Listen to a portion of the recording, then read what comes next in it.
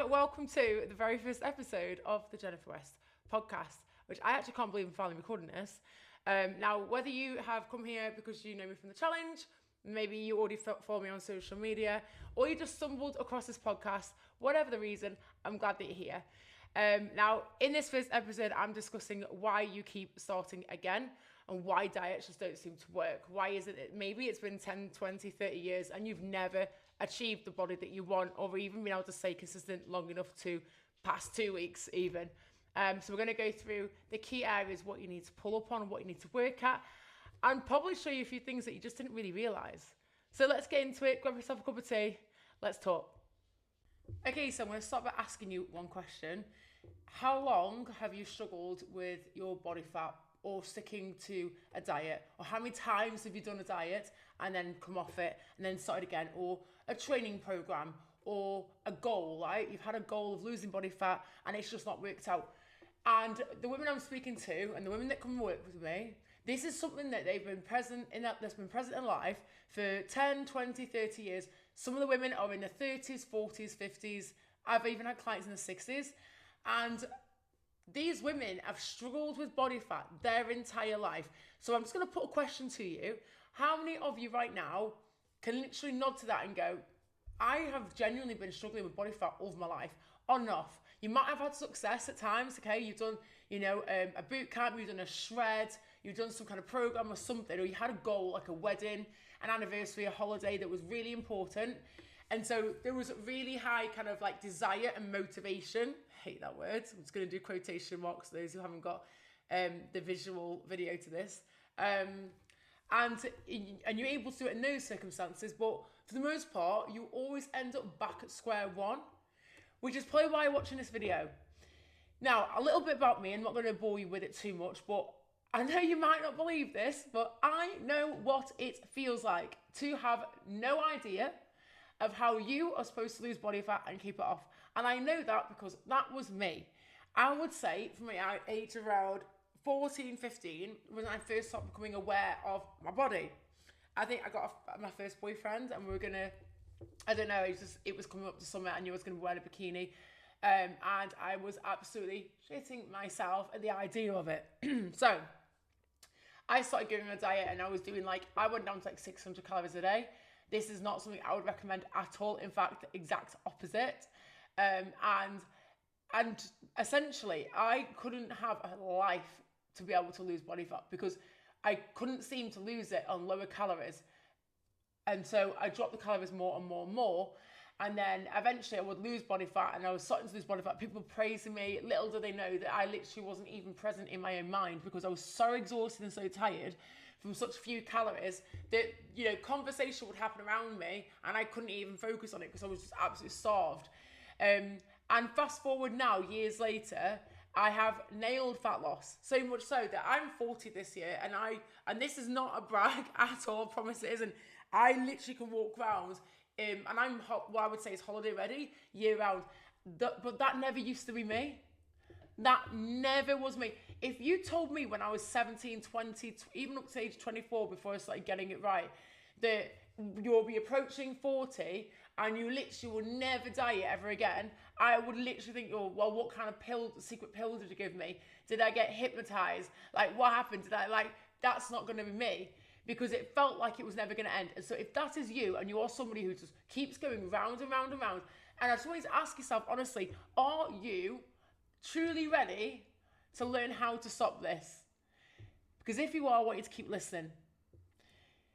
I'm going to talk through some of the problems I face, the ways that I was solutioning them that weren't working, and you'll probably relate to a few of them, and then what changed for me to start actually being able to lose body fat, because I am not somebody who was naturally lean growing up. I really wasn't. In fact, I would say I was one of the bigger girls in my year group at school. Now, there's nothing wrong with being bigger. There's nothing wrong with having more body fat, okay? But if you feel uncomfortable with it and you want to change it and it's affecting your day-to-day, then fine. That's absolutely fine to have that as a goal. But beauty, and I mean this, beauty truly isn't a size. It isn't a percentage of body fat. There's nothing to do with what you look like. But if you don't feel confident, then you owe it to yourself to do something about it. So, where was I? So I was growing up, I had that boyfriend, didn't really like how I looked, and that's when I first started trying to lose body fat. And I essentially did it the way you start doing it, which is reducing food down. And I also started then cutting food out, you know, until eventually my diet was salads, vegetables, and literally that was it. And I couldn't keep it up forever. And I started to put weight back on eventually, because eventually I would just start eating more and more food because I was starving and all those kind of things. You know, I was thinking about food all the time. And I just couldn't keep it up. And what happened on the back end of that, which you probably are guessing, as soon as I stopped doing that diet because I couldn't keep it going, I was binging a lot. I literally was so hungry, I would just eat all the time. And it wasn't just like the food that you should be eating if you're trying to watch your weight. It was everything: cereal, toasted, butter, chocolate, sweets, you name it, I was eating it. And the weight came back on really quickly, which a lot of you will be familiar with that kind of scenario. Let's say you've got a holiday booked, you go on one of those like kind of crash diets. We've all been there. There's no shame and judgment here. We've all been there. And you have so much desire to look and feel a certain way on your holiday. You are able to lock in, and you're, you know, working out every day. You're reducing your calories. You're not eating out. You're not seeing friends. You're not doing anything, all to make it to this holiday. And I want to just say as well, I was walking the dog 3 days ago, and I bumped into this girl who was walking her dog. Her name was Sam, and she was really tall, gorgeous woman, absolutely beautiful. She was probably a bit younger than me. And just got chatting, and she was going on holiday the next day. She was going to, I think she was going to Morocco. And I said to her, "Oh, are you excited?" And she went, "Oh yeah, I'm just dying to eat food." And she didn't know what I did. She didn't know who I was or anything. And she went, "Yeah, I've been really good. Have you heard that? You guys, you've definitely said, I've said that. I've been really good. I've been really good. I've eaten salad, And she said, "I'm just so hungry, like I'm so tired, can't wait to get on the flight and just get there and relax." And then she's probably going to come back, just like a lot of you do, and just like I did when I finished that diet.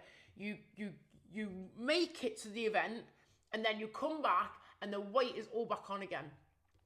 And you kind of think to yourself like, wow, that came back fast. All that effort, and 1 week or 2 weeks in the sun, and it's completely back at square one, even sometimes more than where you were before. And so that was a cycle I was in. And I'll go into this in more episodes of kind of different things I would do. But I've done it all. I've put saran wrap, otherwise cling film in the UK, around my stomach, and then gone for runs outside. You know, like I say, I've not gone out for dinners, holidays. I've missed cinema trips. I love going to the cinema. I love going to the cinema, right? Love it. It switches my brain off, and I can get lost in a movie. I would not go to the cinema unless it was a Sunday. I would not go. And my friends and sisters were like, "Let's go on Tuesday night. It's 2 for 1. And the panic that would grip my body when I realised that it was on a Tuesday night, and I would know that I would be tempted to eat the popcorn. I know that I'm going to get the fucking pick and mix. You guys, you know I love my pick and mix. If you don't know, you know now. I'm a pick and mix connoisseur. It's my thing, right? My thing. And I know that I wouldn't be able to have it. And I didn't want to go if I couldn't have it. And then I'd start convincing myself, well, I'll go, and I just won't have it. But then I'd get there, of course I would have the pick and mix, and I'd have the popcorn. And then what I would do is I wouldn't even just eat what I wanted. I would stuff myself, because I think, well, I may as well now, I've started. And so that kind of mindset isn't healthy. And there's something about that I know that a lot of you are doing. There's something about other scenarios like dieting for holidays. It's that lack of, what I want to say, control around food is stifling your progress. And that is because you've set it up completely wrong. You are looking at diet and food and training completely wrong. If you want to lose body fat, you've got to stop thinking short term, quick fix, extreme, restriction, miss out. There's also another side to this. There's an emotional side to food. And often, if you're an emotional eater and you struggle with emotional attachments to food, then fat loss is something you're going to struggle with. If you're somebody who's got an all or nothing mindset, so like me at the cinema on a Tuesday night, you know, yeah, I could have had a bit of pick and mix, but I didn't. I had the whole thing. I felt sick because I couldn't stop myself. I thought, well, I've ruined it now. You know, I'll start again tomorrow, you know, or at the weekend, I won't do this and I won't do that. I had no control around food. And sometimes when you struggle with body fat for such a long time, it is because of a lack of emotional stability around food. And there's going to be a lot of other things as well. This kind of things I get into with my one-to-one private clients, because fat loss is actually very simple, but it can feel extremely not simple when you've been stuck in it for so long. There's many different areas that I attack with my clients to be able to nail fat loss for them. You've got your general rules of eating a specific type of diet or the right amount of calories, right? It's calories in versus calories out. Helpful information, completely useless if you don't know how to control that. And it comes from many different factors, but a lot of the time when women have got that all or nothing mindset, that's due to too much restriction. Okay, cool, well, how do I balance it? Because I'm also an emotional eater. Well, that now becomes working at your emotional stability. And that's another section of my coaching that I do with clients. We look at emotional stability. We look at identity. We look at your goal, really focus, and how can we make this fit your life? Because the diet you are following that is going to get you being able to lose body fat without going back and back and back and round is a diet you can stick to forever. Okay, not a diet that is so unreasonable and so unrealistic that you literally cannot wait for it to be over. And I know that a lot of you, that is how dieting feels for you. And if you're in like your 30s, 40s, 50s, are you not done with this now? And I'm asking you that, frankly, are you not fed up with this now? Because I was, if you're anything like me, I was fed up. I would stand in the mirror, look at my stomach, I would grab it, like I was awful to myself.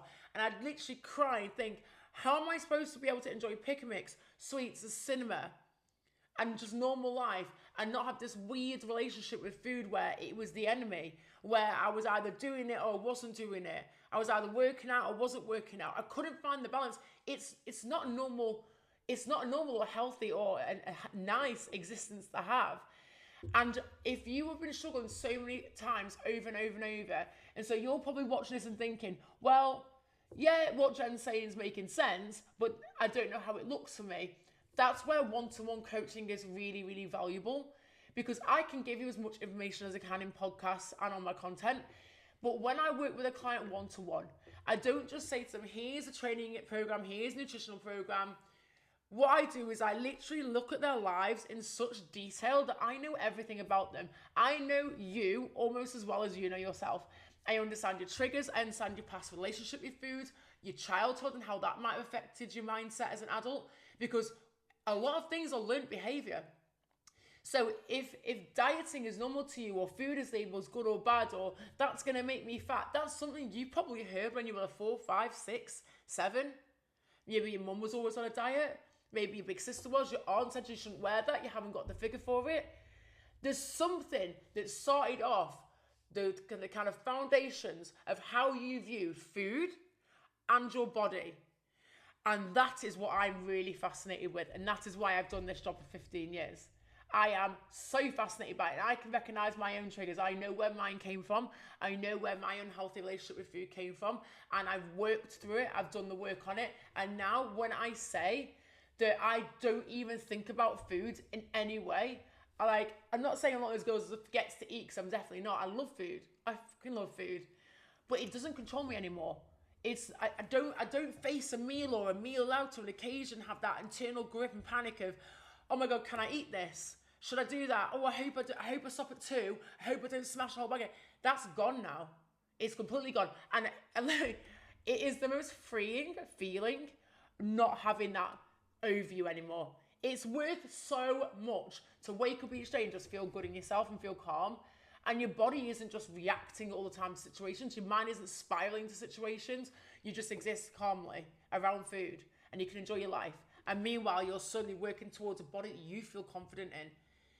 So to clarify and kind of round up, the emotional side is so important. And I don't talk too much about it because it doesn't sound sexy. All you guys want to hear is me telling you I'm going to have you lose 20, 30, 40, 50 pounds. That's all you want to hear. But if you really want to hear the truth is you can lose all the body fat you want, but you will never keep it off if you don't work at the reasons as to why you have struggled so much. And it's not just the obvious, well, because I love food. Well, why are you so out of control around food? What What kind of lessons were you taught growing up? What beliefs do you have? What patterns are you stuck in? What habits are locked in that you can't seem to break from? Let's change that. And that is the deep work that I do. And let me tell you, it is the most rewarding thing. Hence why I've done this for 15 years. Wait, and if you've watched me on the challenge, a lot of people think maybe I started this after that. I started doing this when I was 25 years old. I'm 39 now. So I've done this a really, really long time. And I've helped a lot of women actually move past the mental hold that food has over them and lose body fat and keep it off.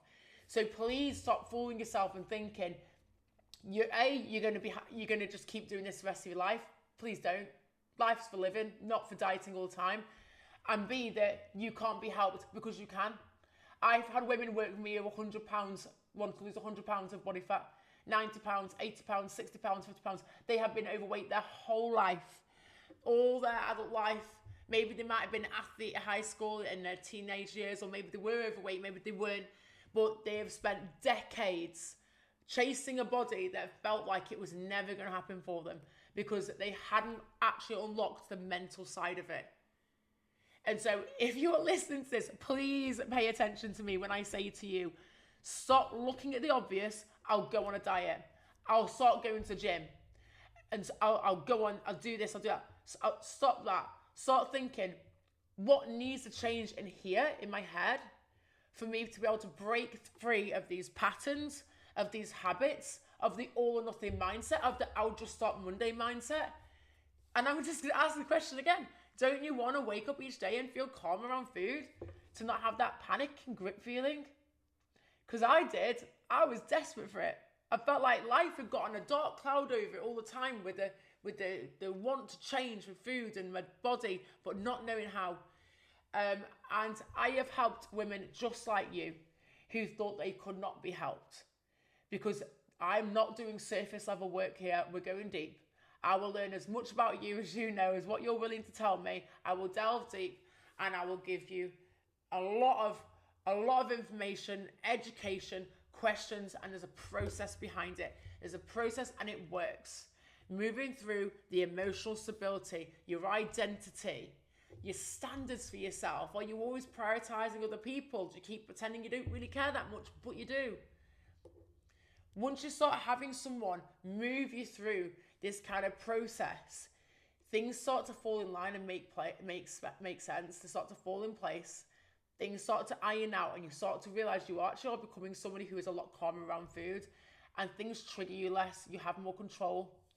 And when you get out to the end of it, you realize that, wow, this is something that happened with me for life. I'll never go back. And that's why I do what I do. I am hellbent on helping as many women as I can move away from that horrible place I was in and get to a place where they just feel they can trust themselves to keep moving forward. They don't need to depend on having me anymore. They don't need a coach. They don't need an event, a birthday, a holiday to do it. It's just who they are now. It's just their lifestyle. And that's the end of the podcast. If you've got any questions for me and you want to chat through this with me, do head over to Instagram and drop me a message there because I'd love to hear your feedback on what you thought on this and any kind of questions you're now asking yourself based off what I've said. And if any of you would like to delve deeper into that deeper level support with me and change this for good, then do send me a DM, put access, and we'll just go back and forth a little bit and see if this is something that's the right move for you. Because my one-to-one clients, they smash it. And they've tried all the diets in the world because for the first time they're doing it properly. And the first time with me is the last time you'll do it. Catch you all at the next one. Bye.